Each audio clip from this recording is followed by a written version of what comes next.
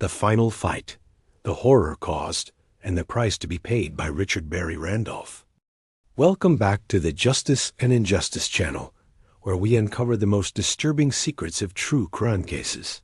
On the night of November 20th, death row will open its doors, and he will be there. Richard Barry Randolph, 63 years old, who is on death row, is on the list of executions scheduled for this month, November 2025. Now, 37 years later, Richard Barry Randolph will be executed by lethal injection on November 20th at 6 p.m. at Florida State Prison. This is the grim story of a robbery gone horribly wrong, the cruelty inflicted on a manager who was simply trying to do her job, and the long drawn-out fight for justice for a crime fueled by a desperate crack cocaine addiction. Please like and subscribe if you're new to the channel. In Palatka, Florida, on August 15, 1988. From the outside, the small handyway store in Palatka, Florida, looked like any other. It sold gasoline, snacks, and lottery tickets. It's a place of quick stops, bright lights, and small, familiar transactions. For Minnie Ruth McCollum, it was her workplace, the place she managed, the place she knew. But on the morning of August 15, 1988, shortly after 7 a.m., that feeling of familiarity, that feeling of security was completely shattered. Terry Sorrell, a regular customer, and Dorothy and Deborah Patilla, custodians of the store, observed Randolph wearing a handyway smock, locking the front door. Richard Randolph had worked at this very handyway store. He knew the manager, Minnie Ruth McCollum. And on that August morning, he arrived with a simple, dark plan.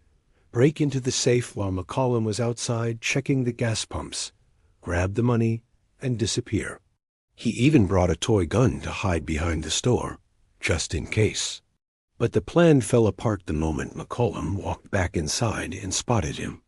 The struggle began, and Randolph quickly realized he was dealing with a woman who would not surrender easily. He later told detectives that McCollum was a lot tougher than he had expected. Randolph brutally beat her with his hands and fists, forcing her into the back room until she quieted down. He then tried to open the store safe, knowing it should contain about $1,000, but he failed. When McCollum started moving again, the violence resumed. He wrapped the drawstring from his sweatshirt around her neck until she stopped struggling. He tried again to open the safe, using a slip of paper he found with the combination. He failed again. But then the victim started screaming. The escalation: knife, strangulation, and sexual battery. When simple beating and strangulation failed to silence his former manager, Randolph escalated the violence to a terrifying degree. He confessed to police that because she continued to make noise, he grabbed a small knife and stabbed her. He then strangled her again, grabbing the drawstring, and tried to cut her wind. But even the final act of violence was not born out of immediate panic. In a chilling detail, Randolph told police that he raped McCollum specifically to make it appear as if a maniac had committed the crime. It was a calculated, heinous attempt to throw investigators off his scent and disguise the failed robbery. A place where a manager, known for her kindness and dedication, was beaten, strangled, stabbed, and raped, all because a desperate man wanted a mere $1,000 from a safe. After the unimaginable violence, Randolph cleaned himself up. He put on a handyway uniform, ripped the store's video camera out of its mount, and tossed it into the garbage. He then took McCollum's keys, locked the front door, and drove away in her car. He left Minnie Ruth McCollum lying on her back, naked from the waist down, with blood coming from the back of her head and neck. The witnesses in the coma, 6 days to death. Immediately after Randolph fled, a trio of women, a regular customer, and the store custodians arrived. They saw Randolph, wearing a handyway smock, locking the door. When they asked about McCollum, Randolph smoothly lied, claiming her car had broken down and she had taken his car to be picked up. Something felt wrong. They peered through the window and saw the store was in disarray.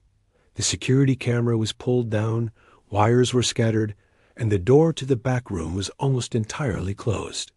They immediately called the Putnam County Sheriff's Office. A deputy broke into the store and made the gruesome discovery. McCollum was still breathing, moaning slightly. She was rushed to the hospital in a coma. Dr. Albert Roten, Jr., a neurologist, testified that in 20 years of practice, he had never seen brain swelling so diffuse, likening it to someone who had been ejected from a car or thrown from a motorcycle.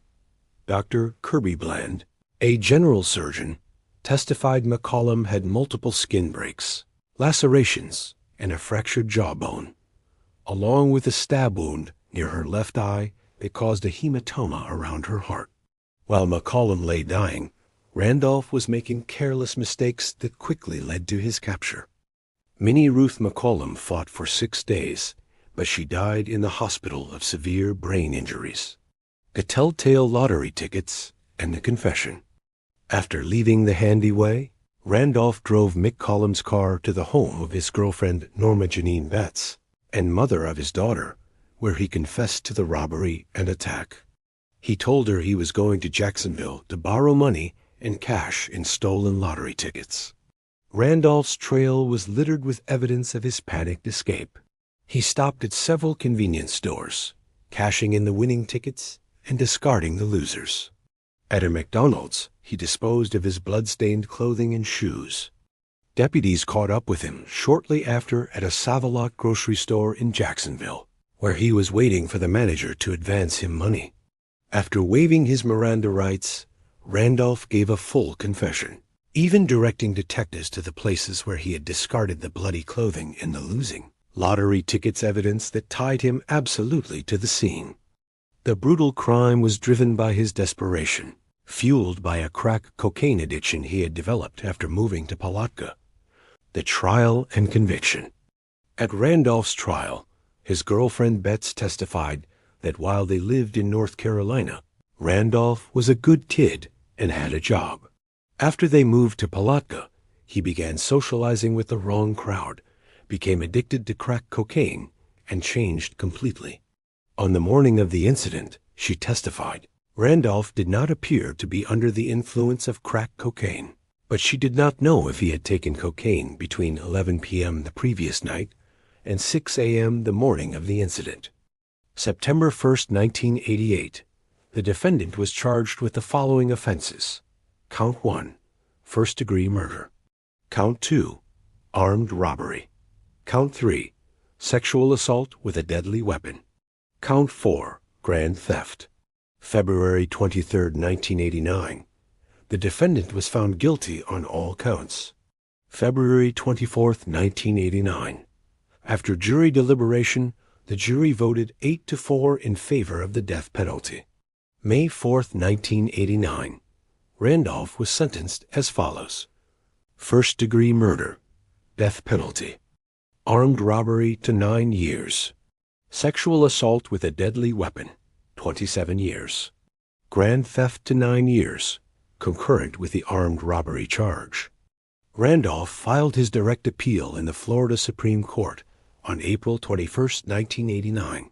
Randolph contended that the trial court violated his due process protections and erred in denying his motions for individual voir dire and for a mistrial. Randolph also argued that irrelevant, prejudicial photographs of McCollum's body were improperly admitted into trial. The state improperly questioned the medical examiner, and the trial court could not have found the murder to be heinous, atrocious, or cruel. Randolph made other claims, but they were rendered meritless, warranting no discussion. The Florida Supreme Court found no errors that warranted reversal and upheld the convictions and sentences. On March 5, 1990, Randolph filed a petition for certiorari with the United States Supreme Court on September 10, 1990. The petition was denied on November 26, 1990. All of his appeals were exhausted and rejected. For over 3 decades, he has occupied a cell on Florida's death row. His execution by lethal injection is scheduled for November 20th at 6 p.m. Randolph's attorneys are expected to file final, last-ditch appeals to the Florida and U.S. Supreme Courts, aiming to halt the injection. But with Governor Ron DeSantis having issued the death warrant, the legal path for Randolph is rapidly closing. The horrific violence and cruelty inflicted upon Minnie Ruth McCullough, the manager who was simply too tough to give in, will finally see its ultimate consequence. Her death, 6 days after a brutal assault, will finally be met with the final measure of state justice.